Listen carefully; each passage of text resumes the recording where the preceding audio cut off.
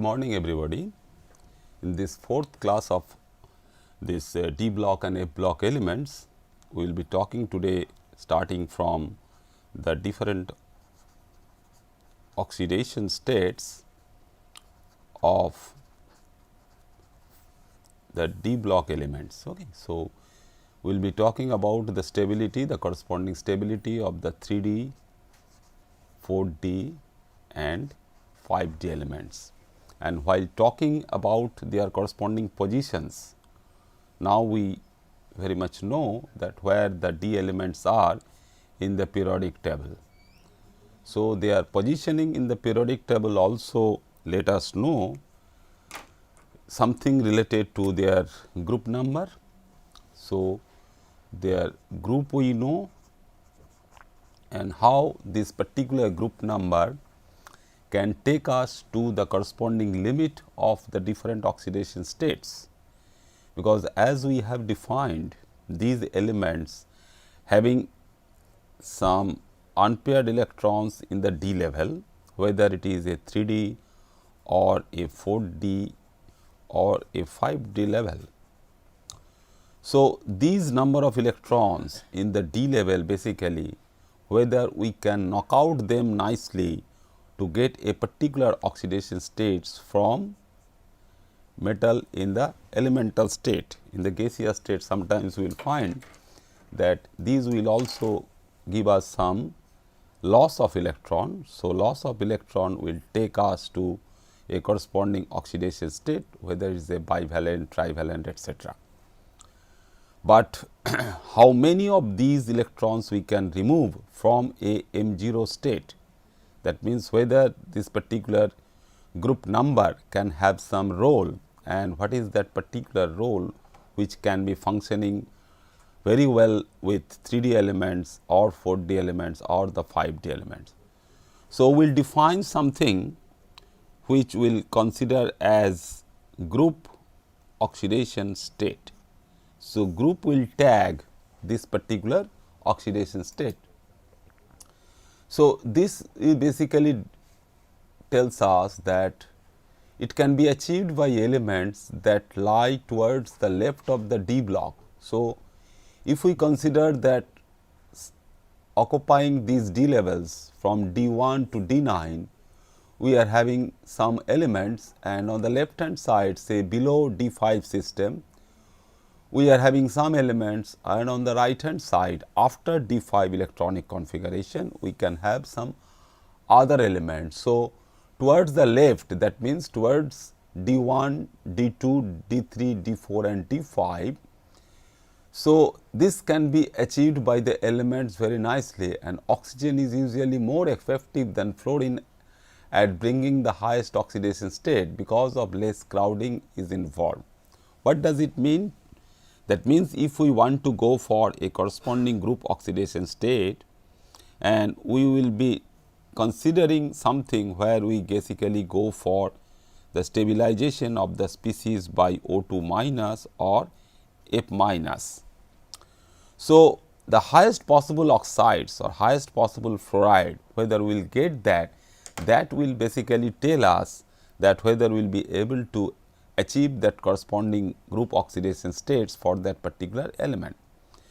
So, the oxidation state, that means if we consider it is manganese. So, manganese 0 to if we go for manganese 7, that means heptavalent manganese state.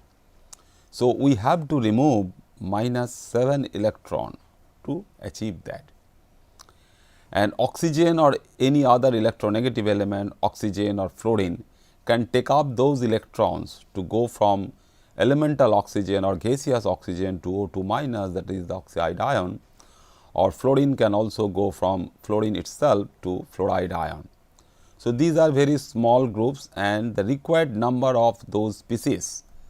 That means, for this, if we write something which is Mn2O7, where this manganese is present in the heptavalent state, and this heptavalent state can be achieved in presence of these oxides.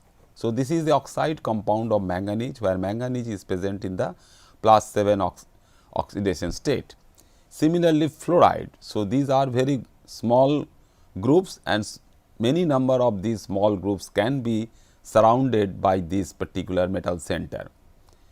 So, what we get, we can achieve with this oxide and fluoride environment the highest possible oxidation state or the group oxidation state. And these are basically related to the ionization energies what we are discussing so far. So, these ionization energies, so the amount of energy we just require to remove those electrons from this D0 to corresponding manganese in the 0 oxidation state to manganese in the +7 oxidation state. So, successive ionization energies, so one after another. So, the first electron removal, the second electron removal, the third electron removal and so on. So, the successive removal of these electrons will give you ionization energy for the first one, ionization energy for the second one, and the successive ionization energies basically rise, because if we move from manganese 0 to manganese 1 plus, then to manganese 2 plus, then to manganese 3 plus, what we will see that we will having the ionization energy or ionization enthalpy for the first one, the first electron transfer, IE2 is for the second, IE3 for the third electron transfer, but the magnitude of these ionization energy or IE values will rise sharply compared to the other values. So, if we just compare with this manganese or the technetium or the rhenium along the group where it is the 3D, it is the 4D and it is the 5D element.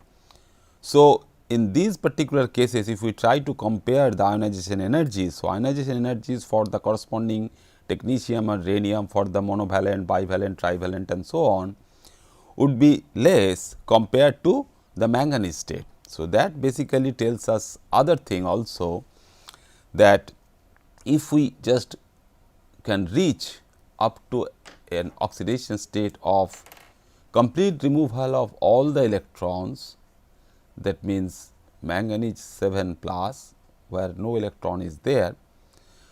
Similarly, for technetium and for rhenium, which is also rhenium 7 plus.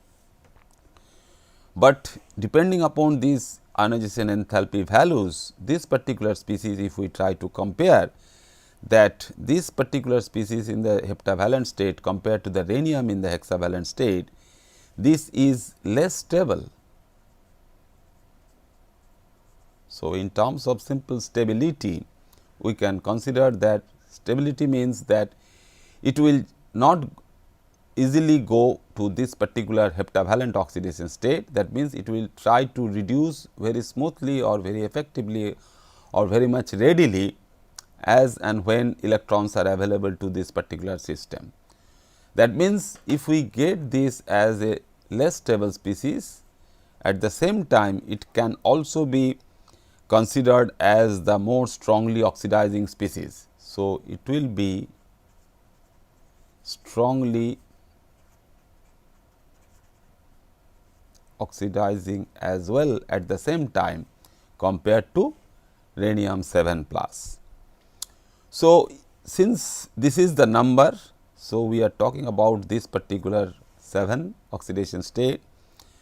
So, for group 7, which is our the corresponding group oxidation state, that means whether we will be able to remove all the 7 electrons from the nuclear attraction of the manganese nucleus, we will be getting manganese from here to manganese 7 plus, and if the corresponding oxide ions are available. So, those oxide ions are basically giving us some idea that this can be there, since we have already told you that this oxide ion will be readily available for stabilizing the higher oxidation states.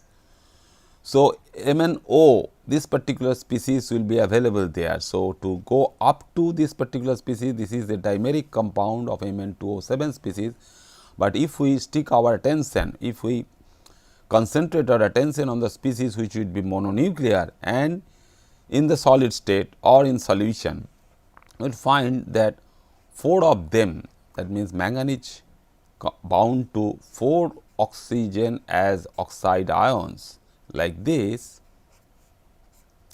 can be a stable entity, and this manganese is in +7 oxidation state. So, we will have 1 minus charge over this species. So, which is nothing but the well known permanganate ion or manganate 7 ion. So, oxide ions will be available to stabilize this manganese, which has a group oxidation state of 7 and which is by definition will be strongly oxidizing. So, if we try to compare this particular oxidizing power, and as we go down from manganese to rhenium via technetium, we can have the analogous species. So, analogous species will be pertechnate ion TCO4 minus and perrhenate ion. So, these two species, what we get here, if we try to compare now the oxidizing ability of MnO4 minus, TCO4 minus and ReO4 minus, and as we know that from here from manganese to rhenium, these are more and more stable, that means they are less oxidizing. So, only this MnO4 minus, that means permanganate anion, will be strongly oxidizing compared to TCO4 minus or ReO4 minus. So, this will be higher than that of your TCO4 minus, and this will be higher than that of our ReO4 minus in terms of your corresponding oxidizing ability. So, MnO4 minus will be the strongest one in terms of the corresponding redox potential values. We can also consider these things. So, ionization enthalpy value, which is responsible for the more and more electron transfer from the species in the gaseous state as well as in the solution, and these mostly in solution we can compare the corresponding electrode potential for the corresponding oxidizing ability of the permanganate ion compared to that of our perrhenate ion. So, what about the next one, that means the group 8. So, if we just go for the group 8 elements. So, group 8 element, we know that it starts from iron having one more electron, that means you can we are able to remove 8 electrons instead of 7 as we have seen for manganese. So, the next one is ruthenium and the third one is osmium. So, it's possible to remove all the 8 electrons from there. As a result, what we get, that means iron can be obtained in +8 oxidation state. So, that basically gives us some interesting idea that whether the existence of this is there as FeO4. But as we have defined in the previous case, in case of manganese, that these are not so stable, MnO4 minus was not so stable and it will try to reduce itself very quickly to go down to lower oxidation state. So, this FeO4, if it is at all exists, so it will be highly oxidizing and very quickly can go for its reduction, and as a result this is not known. So, it is a unknown species, it is an unknown species which we cannot get. But for the other two, that means if we just the corresponding one will be ReO4 and OSO4, and as we go down the stability is increasing from iron to ruthenium to osmium. As a result, we can have some chance that ReO4, ruthenium tetroxide and osmium tetroxide had come some stability, and experimentally or the actual fact what we can have is these two, that means ReO4 and OSO4 are little bit stable compounds, though they are still oxidizing, but they are stable compounds. So, these basically can give rise to some example that group 8, that means the group oxidation state what we are discussing now, can be achieved for the elements which are in the lower part, that means the 4d and 5d elements having bigger d orbitals. So, if we go for achieving the corresponding noble gas electronic configuration for group oxidation state, so in case of manganese we find that we can go up to manganese 7. Similarly, for ruthenium and osmium, for 4d and 5d elements we can go for ruthenium also in +8 oxidation state and osmium also in +8 oxidation state. Okay. So, this group oxidation state thus tells us that we can have it. So, this one can be there. So, U is never attained after group 8.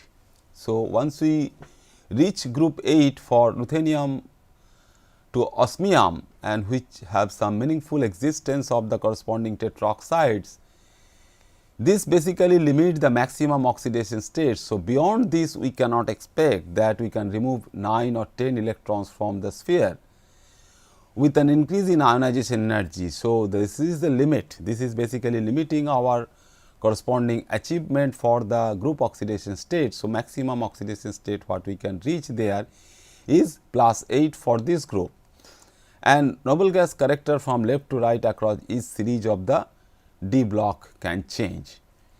And if we go beyond, that means this particular one already we have excluded, that iron we have excluded, since we consider these for 3D series of elements. That means the group starting from 8 to 12, that means iron, cobalt, nickel, copper and zinc. So, in all these cases we cannot remove all the electrons in this way. So, they again go down to a lower oxidation states. They can give rise to only the bivalent or trivalent or only the bivalent species. That is why we all know that iron can be present there as iron 2 plus or 3 plus, or in some extreme condition we can go iron to up to 4 in solution case, but we cannot get very easily to +5 or +6 oxidation states. So, from the left basically we cannot have we have the limit for these groups. So, the earliest metals basically from scandium to titanium, so they can have these groups. So, instead of stabilizing the very difficult fluoride ions, you can get that these are available for the corresponding chloride. So, group oxidation state can be achieved by simply scandium trichloride SCCl3 and for titanium tetrachloride, that means TiCl4, and these are very useful compound, have some catalytic effect also. But thing is that you can have the chloride environment for these, and this particular thing can stabilize this chloride environment and the corresponding highest possible oxidation state. So, the most oxidizing halogens, basically the fluorides, can achieve the other groups. That means, if we just go from scandium, titanium, then vanadium to chromium. So, this vanadium to chromium, which can also form VF5 or CrF6, that means the pentavalent vanadium, then vanadium fluoride in +5 and chromium hexafluoride. So, this pentafluoride and hexafluoride can give rise to the corresponding group oxidation state. So, we see that the group oxidation state can be achieved by these compounds as the fluoride compounds, and which is stable in the solid state also. As we move chromium, so this is the corresponding one for iron what we are just discussing. But as we passed the group 6, the fluoride is a very small one, even fluorine cannot produce the group oxidation state. So, in these cases, in these two cases, that means the group 7 and group 8, we do not get any corresponding existence of manganese heptafluoride and iron octafluoride. So, these basically, as we have just seen, that can be stabilized little bit with the oxides, but cannot be stabilized by fluorides. So, this is the corresponding situation where we can have all these differences. So, another interesting example what we can get This can be a very good example for a typical analytical procedure or the laboratory examination of some species or the test where we are starting from potassium dichromate. So, at the end of this class or in the next class, we will be discussing how we can prepare the corresponding sodium dichromate or the potassium dichromate. This we have already discussed that these are very good oxidizing agent for the redox titrations while we are discussing the redox reactions. So, any reducing agent or any reductant can be analyzed quantitatively by doing the corresponding redox titration using the solution of potassium dichromate. So, this one example is also some test. So, this is basically an analytical test also or a qualitative detection which can further be utilized for some other quantitative reactions. So, what we are getting?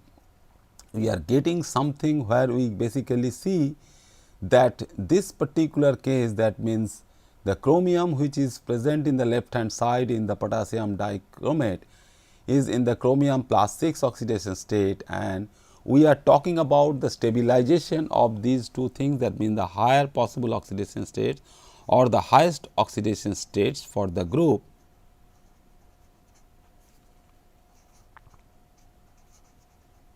So, highest oxidation states for that particular group. So, as we go to the group 6, so chromium we know that it can be stabilized as the hexavalent chromium, and the typical example what we have taken is for the chromate and for the dichromate. And just now we have seen that it can be stabilized by the corresponding oxide ion, or it can be stabilized by fluoride ion, or it can be stabilized by chloride ion. So, these stabilizations what we see is that these hard anions, so this can stabilize the higher oxidation states very easily, and if we put all of them as oxide, so we get in the hexavalent state is the chromium trioxide. This we know for the corresponding non-metal condition in this group is that corresponding that of your sulfur. So, sulfur we also know sulfur can go to the hexavalent state as sulfur trioxide. So, these two are basically acidic, they can react with water to give rise to acids. So, this is the cases, these are the cases basically for the corresponding stabilization in the hexavalent state.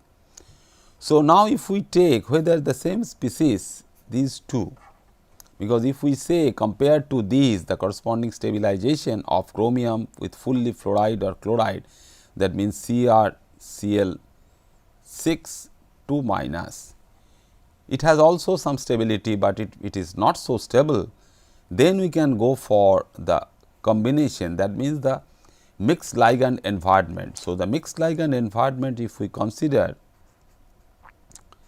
which is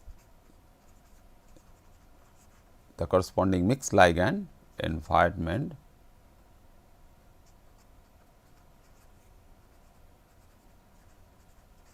for the same chromium 6 plus. So, what we can get whether some species like this, that means for the sulfur we know that one particular species is SO2, Cl2 is known. Similarly, if for chromium whether we can get that as a neutral species which is still hexavalent for chromium, which is CrO2 Cl2. And the test, if we can have a laboratory test, the test can be utilized for the detection of chromium, any unknown sample, whether we can have K2 CrO4, any unknown sample we can analyze, or it can be K2 Cr2 O7, the potassium dichromate. As the species what is forming typically is the identifiable one, and which is stabilized in presence of oxygen as well as chloride. So, this can also be a test for any chloride salt like sodium chloride or potassium chloride. So, we all know that how the sodium part or the potassium part can be identified by doing for the corresponding the flame test. So, this sodium and the potassium part can be identified by simply seeing the characteristic color of the sodium and the potassium within the flame. When they are present, because the same salt we are analyzing for the flame test, so the same salt, sodium chloride and potassium chloride, can be nicely utilized for the chloride functioning or the chloride estimation. So, we have taken the example of this particular reaction where potassium dichromate is reacting with sodium chloride and in presence of sulfuric acid, giving rise to a species what we are just looking for, whether we will be able to get that particular species of CrO2Cl2, and the production of potassium bisulfate, sodium bisulfate, all these because we are handling both sodium as well as potassium ions in the medium, and we are trying to identify this as from sodium chloride, not from potassium chloride. If it is potassium chloride, we will be getting only all KHSO4 with the elimination of some water vapor. So, this is basically well known some test for chloride which is known as the chromyl chloride test. So, is the chromyl chloride test where the chromyl group is forming, that means is a red liquid which is forming over there due to this particular reaction. That means presence of these two, that means these two, the dichromate and the sodium chloride will forming this, and in presence of sulfuric acid, because sulfuric acid is required for this corresponding maintenance of this thing as the removal of the sulfate of the sodium and the potassium ions in this. So, this basically again a particular species which is stabilized in hexavalent state, but the species is CrO2 2+, and the name of this species when it is a chloride salt we are calling as the chromyl. So, CHROMYL. So, we can have a species, that means in the ionic form we get a species which is quite stable and which is the chromyl ion. So, as we move for the hexavalent state, we see that since we are talking something, because in the solution we can get the chromium as +3, but as it is oxidized we move to a chromium hexavalent state. We already discussed this in previous classes, that the presence of oxide ion to the center can stabilize this in the higher oxidation state like that of vanadil, the molybdenum, the uranyl.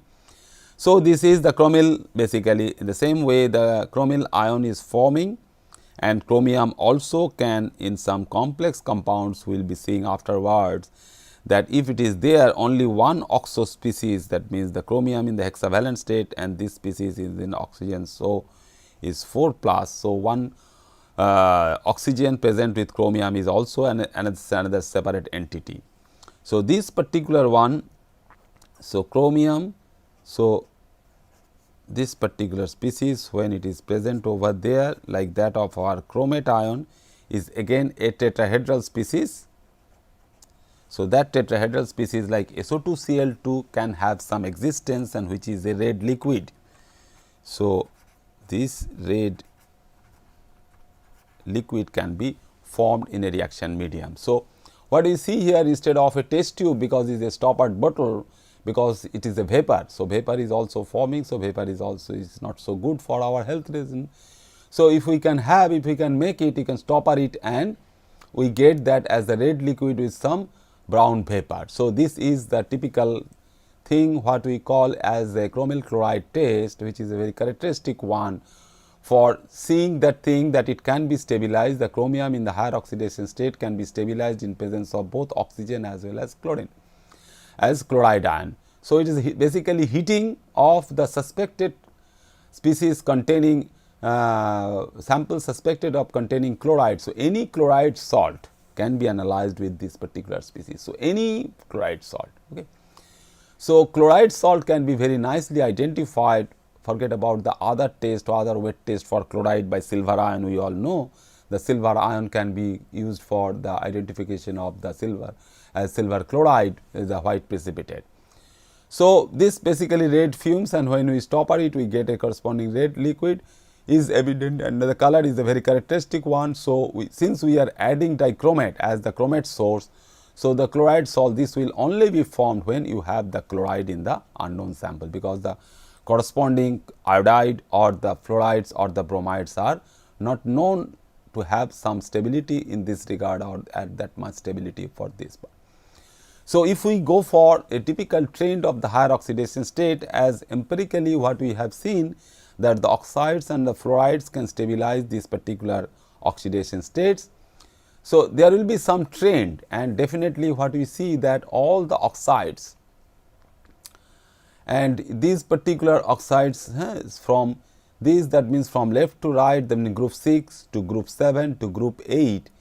As we are talking about the going from the down, that means from iron, ruthenium, osmium or the chromium, molybdenum and tungsten, these we have already compared. So, any other series, the group tend in a particular group, whether it is group 6 for chromium, group 7 for manganese or group 8 for iron, there is a typical trend for this, and which is basically decreasing. So, that is why the lower species, that means the corresponding perrhenate or the corresponding osmate as the perosmate also in the corresponding hexavalent state, we get that these are the species. So, in a particular oxidation state, now we are trying to compare these oxidation state, all of them are hexavalent.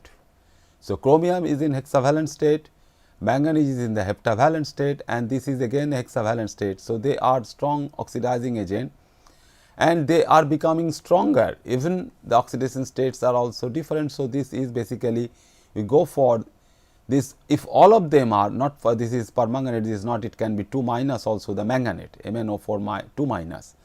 So, MnO4 2 minus, CrO4 2 minus and FeO4 2 minus.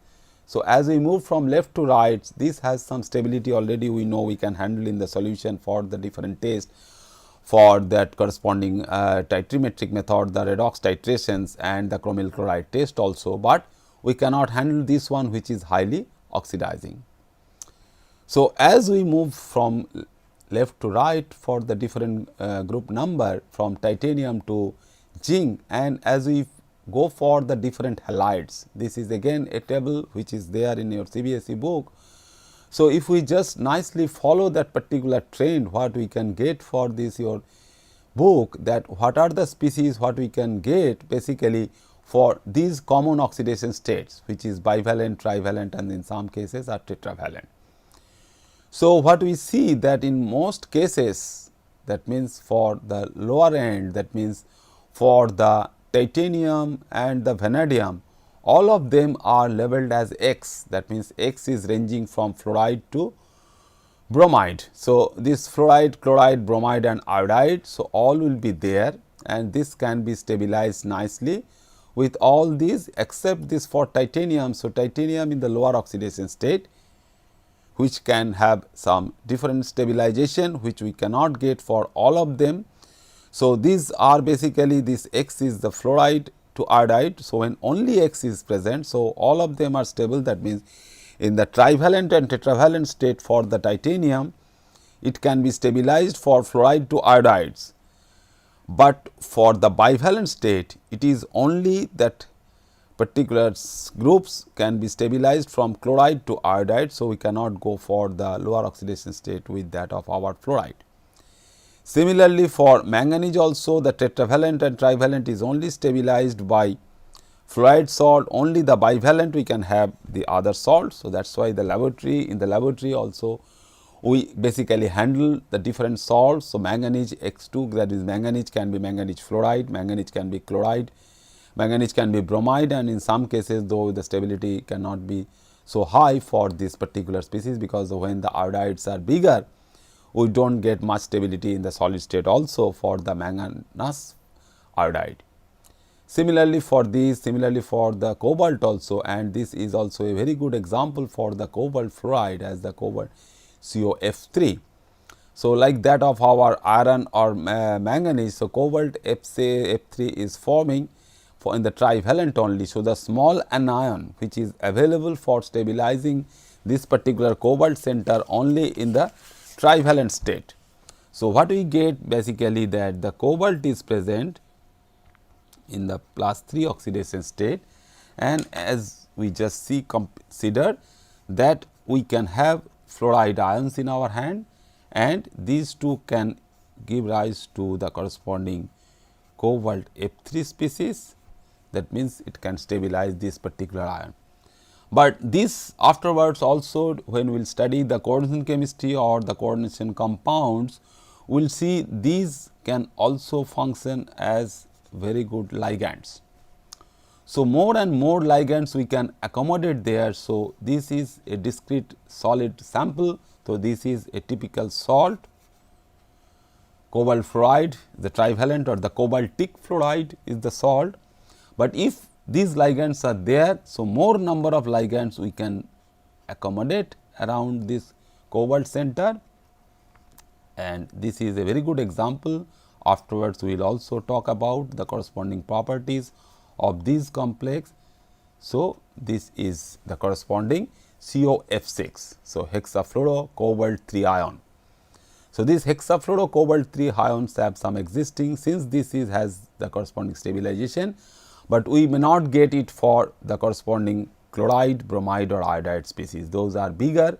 So, small an ion which can function differently for these ligands, and the property of these ligands compared to the other halides like chloride, bromide and iodide would be completely different. That is why this has some existence, and it has some property related to the corresponding magnetic moments and all these things that we will discuss afterwards. So, going back to the table, that means the cobalt fluoride. So, it is stabilizing in this particular form. Nickel is also only in the bivalent state, they are stabilized for all the halides. Then similarly, the copper, this means the copper in the cupric state, basically it is ranging for this X2, that means for fluoride and chloride only.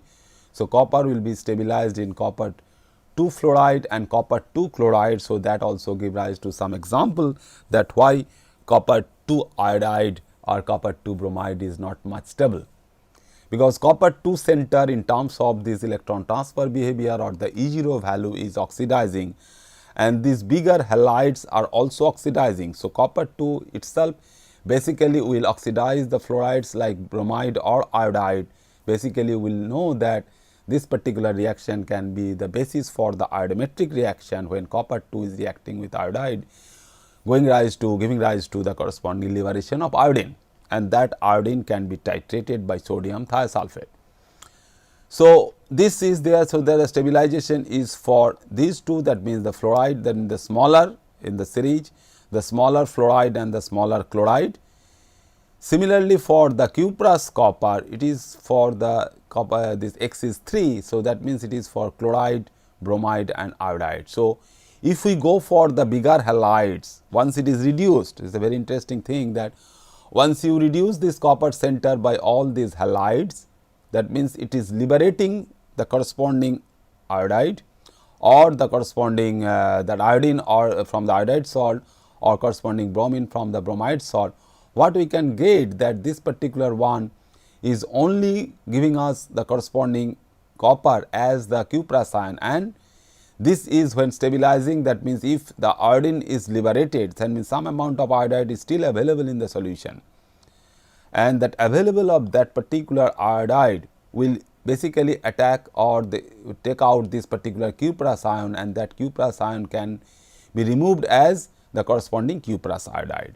So, starting from these, similarly for the chlorine, though it is not available for the corresponding liberation of the chlorine by using copper, but it can have some stability, that means in the solid state or in some solution in some non-aqueous medium, you can have some CuCl, that means cuprous chloride as well as the cuprous iodide or cuprous bromide. Similarly, zinc, but for the zinc it since again is of different type, not of the transition element type. So, it can have some stabilization for all the 4 halide groups.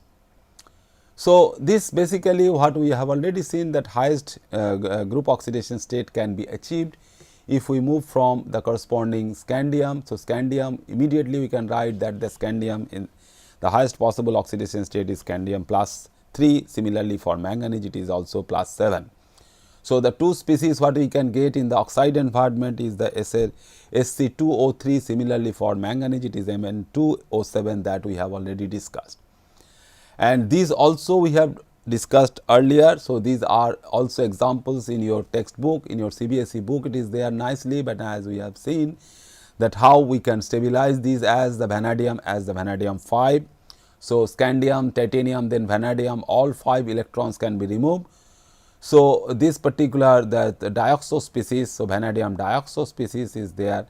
If it is a vanadium that is corresponding of 4 basically, so this is basically VO plus. So, this is basically VO2 plus and VO22 plus, and all these species are differently forming with the oxo 1. So, this like that of our fluorides. So, like that of our fluorides, basically we get that manganese, we have seen that we are going from here to up to this. So, manganese will have as the different oxide, it has the typical existence of the highest number of oxides at the middle. So, the stabilities of these groups, particularly the highest possible oxidation state is in the. So, basically if we just look at the map of these compounds on the left hand side, these are much more and they have something which is towards the higher oxidation state, but as we cross this particular group we are just going with the on the right hand side. So, again we are just going down. So, these not have much stabilization for this particular species, and they are also some typical oxides. So, this is the highest possible or the highest possible existence for this, but for the group 8 we have seen that it would be ruthenium tetroxide and osmium tetroxide, not the corresponding one as this one. So, this is again a very typical compound, and manganese is in the highest possible oxidation state. That means manganese size as charge is very high, and the corresponding size is also less, and from the Fajan's rule we know that the covalence is also increasing. So, is not any the corresponding compound is a typically covalent compound and is not a solid one, is not a solid oxide, is only a green oil. So, this particular one will be highly oxidizing and will therefore be also highly reactive.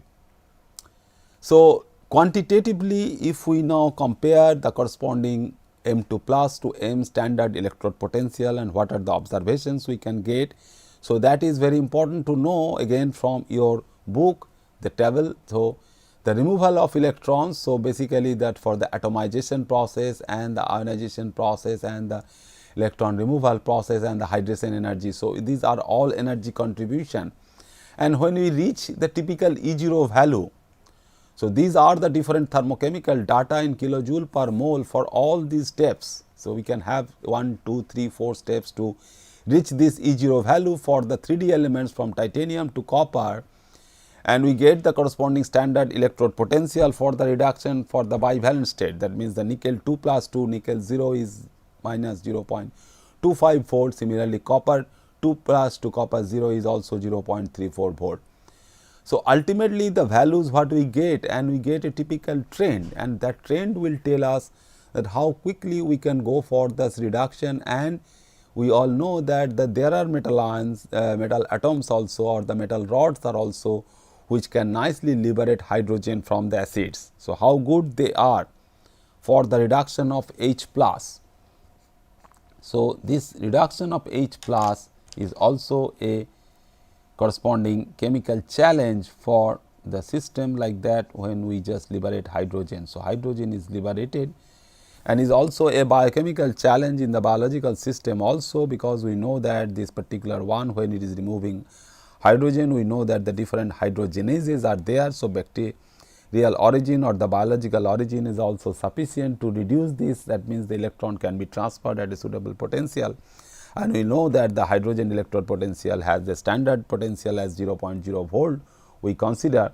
So, removal of these. So, how good those metal atoms or the metal rods or the metal sheets in removing this hydrogen from these corresponding acids, and what we have seen that if the metal is added, and we know that the corresponding metal is giving rise to the corresponding salt, M will be going to M2 plus. If we are reducing the corresponding hydrochloric acid, we will be getting the corresponding metal chloride as the salt. That sulfuric acid will be giving rise to sulphate salt, nitric acid will be giving rise to the nitrate salts. So, what we see here is that the different trend basically. So, ultimately this particular column is important, that means the E0 values are important. So, minus 1.63 volt we go to minus 0.7 C, because the zinc is also a very important species. And in electrochemical term, in terms of the electrochemistry, we know that the zinc has a typical electrode, then the copper is also a typical electrode, because these last two things we just basically study from our earlier classes, in earlier science classes or the chemistry classes. We study the corresponding potential for zinc and copper, because these are the corresponding half cell electrode potential, whether your copper center is going from copper 0 to copper 2 plus, or zinc is reducing from zinc 2 plus to zinc. So, if we combine two half cells, so this is for one half cell and zinc is for the other half cell, we get for some E0 value, and whether the reaction is thermodynamically favorable or not, that we can understand. But very small and very simple reactions we can think of. So, what should be the behavior in terms of the corresponding E0 value? What we have seen just now, that the corresponding E0 value copper is 0.34 volt. So, which is important to understand the corresponding behavior of copper as the copper rod or copper metal, or copper as the copper 2 plus in its ionic form. So, since it has a positive potential of 0.34 volt, so it has a positive value, accounts for its inability to liberate H2 from acid. So, copper cannot be available for removing that particular hydrogen gas from the corresponding acids, that means it cannot reduce H plus to give you H2. So, this is therefore that is the copper based anything. So, copper based electrode, copper based electrochemical thing, or copper based corresponding metal enzymes which are there in the biological system may not be very unique for the going rise to the corresponding hydrogenase reactions. But we know from our earlier school days that we know some reaction of copper with acid. What is that acid? That acid is our nitric acid, and sometimes is simply hot and concentrated one, and also for the sulfuric acid, which should be hot and concentrated. So, in these cases only the nitric acid itself, which we all know that is a typical oxidizing agent, and sulfuric acid is hot and concentrated condition, can react, and these acids can be reduced when acids are reduced. So, this is wrong, this is all acids are reduced only. So, we can have a general trend towards less negative E0 values across the series is related to the general increase in the sum of the first and the second ionization enthalpies, the IE values.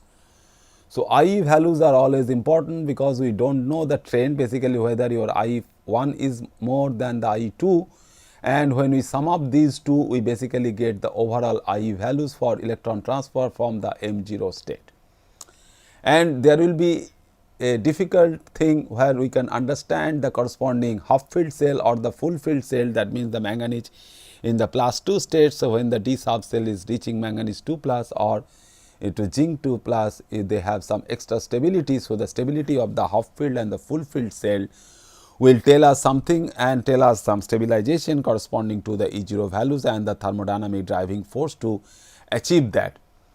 So, this basically we get for the some other elements for this particular potential. So, as we see that these are now in the horizontal form, it is also again there in your book, but you should nicely follow this trend basically when we move from left to right, and the copper is only having the positive potential value, that is why it is not reacting with acid to liberate hydrogen.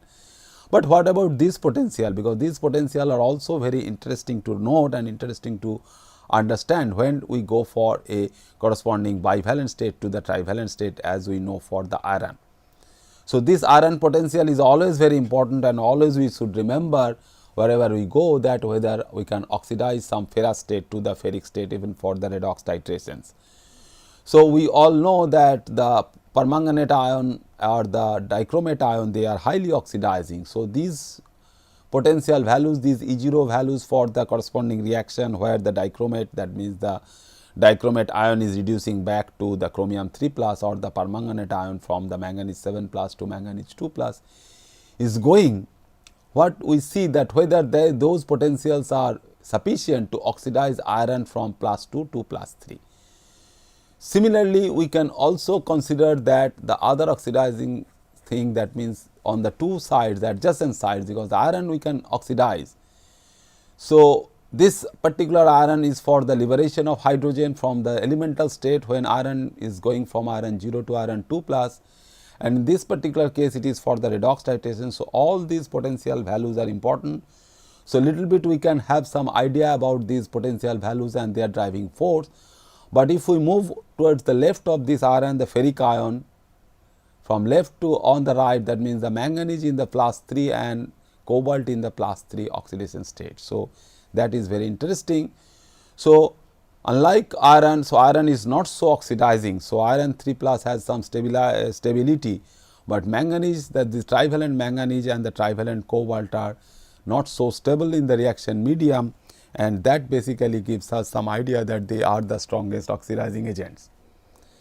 So, chromium in the trivalent state and manganese in the trivalent state. So, any salt or any complex ion, what we will see afterwards, that trivalent manganese, that means the manganese trichloride or chromium cobalt trichloride will be some oxidizing agents. Even some organic transformations also we can use them as very good oxidizing agent, but as we move towards the left, these are all negative. So, basically these potentials are all negative. So, this in the +2 states will have some stabilization for in the +2 states. So, they are the strong reducing agents. So, that is why chromium, vanadium and titanium, all three ions in aqueous solutions can serve as a very good reducing agent. These two can serve as oxidizing agents, since the potential is telling us these potentials are high and then the positive side, but these are negative and towards the left. So, they liberate hydrogen from the dilute acids. And the highest value for all these cases in the here is the for the zinc, the highest value for zinc is due to the removal of the electron from the stable D10 configuration of zinc 2. So, it is not given here, but the zinc from this particular bivalent to trivalent couple has a very high potential value, because we cannot go to zinc in the trivalent state. And the comparatively low value for the vanadium, we see that the vanadium is minus 0.26 is the stability of this vanadium, as we see that this corresponding one for vanadium 2 plus is for the half filled cell or the half filled level in the T2G level. That afterwards, for during when we study the corresponding complex ions, we will see that the d orbitals are not of the same type, then the d orbitals can be splitted into the two level, one is the T2G and the EG. And since the T2G level has 6 orbitals, so these 6 orbitals can have the maximum electron capacity of 6, and when all the T2G level is filled, that means the 3 electrons you can have. So, all these 3 electrons is giving rise to the half filled T2G level. So, like that of our D level, D5 system has some stabilization. Similarly, for the corresponding ions in the complex species, even in the aqueous medium, when the water is serving as the ligand, so T2G level will have some stabilization. Then we can have this, all these species has some typical magnetic properties. So, all these transition metal ions, they are paramagnetic in nature. Since we are talking about unpaired electrons which are not paired, so the paramagnetism can originate from these unpaired electrons. So, for all these d electrons, we can have two types of contribution for the magnetic moment. One is the corresponding one for the orbital motion, another is the spin motion. So, the magnetic moment which is coming from the spin only moments only, that means due to the spinning motion of the electron in the system, we can use some spin only formula, that the spin only motion can give rise to the corresponding species, which whether the system is the paramagnetic or diamagnetic. That we have not encountered in case of S and P block elements, but it is the property for the D block elements where we can have the corresponding unpaired electrons in the D level.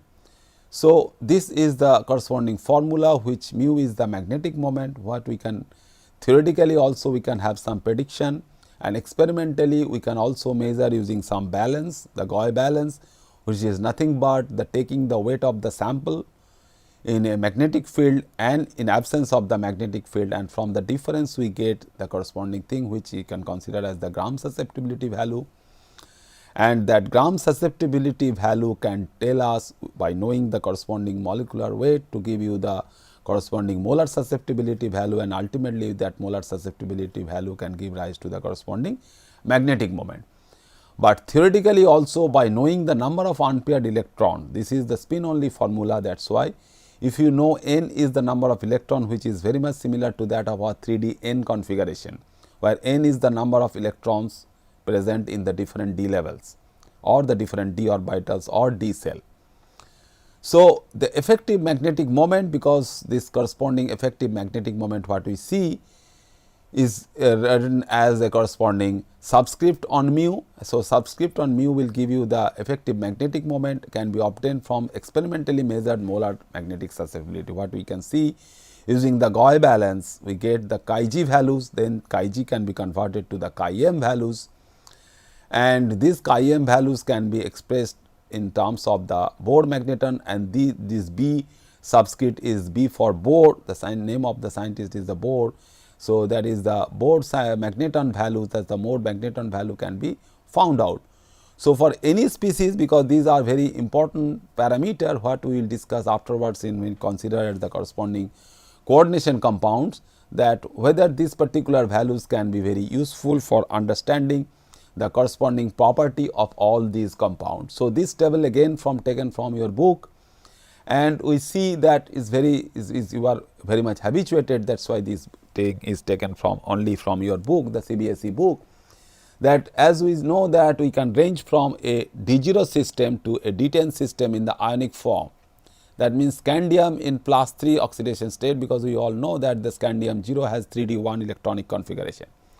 But in solution case or in the solid state, if we know that the formal oxidation state of scandium, as we have seen that the scandium trichloride. So, scandium trichloride is there. So, that scandium trichloride, what should be its magnetic property? So, since no electron is there, so it is like any S or P block element or the salt. So, it is like aluminum chloride, or it is like calcium chloride or sodium chloride. So, since it has no d electron, it can give rise to a magnetic moment of 0. So, this is there. So, by using this particular formula, what we have seen, that mu is equal to root over n into n plus 2 Bohr magneton value. So, these are all these typical Bohr magneton value, either we write as Bm as the Bohr magneton or mu b. The most latest terminology for using this is mu b, mu with a subscript b. So, using this formula, basically we get these values from a 3D 0 system to a 3D 10 system, because at this point again we are reaching a diamagnetic situation for zinc compounds, where we have all the levels of D are filled. So, your calculated value is 0 and experimental value is obviously would be 0. But these are the values as we put in that particular formula with the number of unpaired electrons, and as we move from 1.73 to again to 1.73, that means again when we move to copper 2 plus, we will have 1 unpaired electron. But if we see that we have more number of unpaired electron, that means we have D9 electronic configuration, but the unpaired electron, the available unpaired electron is only 1, like that of our titanium 3 plus. So, the magnetic moment in these two cases would be same, but the observed magnetic moments are deviating from the calculated values, and that deviation is due to the corresponding orbital contribution, because we can have the orbital motion, and the instead of mu s values we can have mu l values due to the orbital motion of the electron in the orbitals of the compounds, and sometimes it is more diffused or more delocalized in the system for the different compounds. So, it will be in the little bit on the higher side.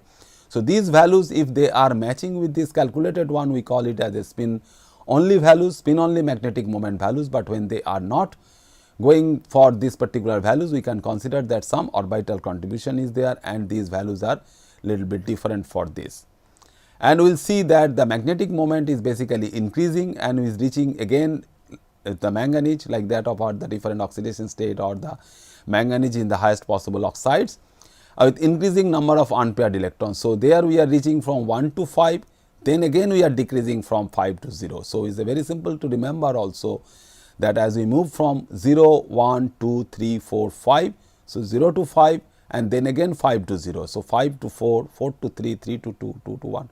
So, if we remember this all these elements from scandium, that is trivalent scandium, to zinc 2 plus, we are having all these electrons from 3D 0 to 3D 10, and magnetic moment is changing, and we can have some idea about how the experimental magnetic moment is also deviating from the spin only value. So, these are the theoretical values for all these, and we can apply these when we also consider in our next chapter for the coordination compounds, when we will find that these values are helpful also in identifying the nature of these compounds. So, how magnetic moment can also help us in understanding or characterizing the different compounds, whether it is a solid oxide or fluoride or these are different coordination compounds. Okay. Thank you very much.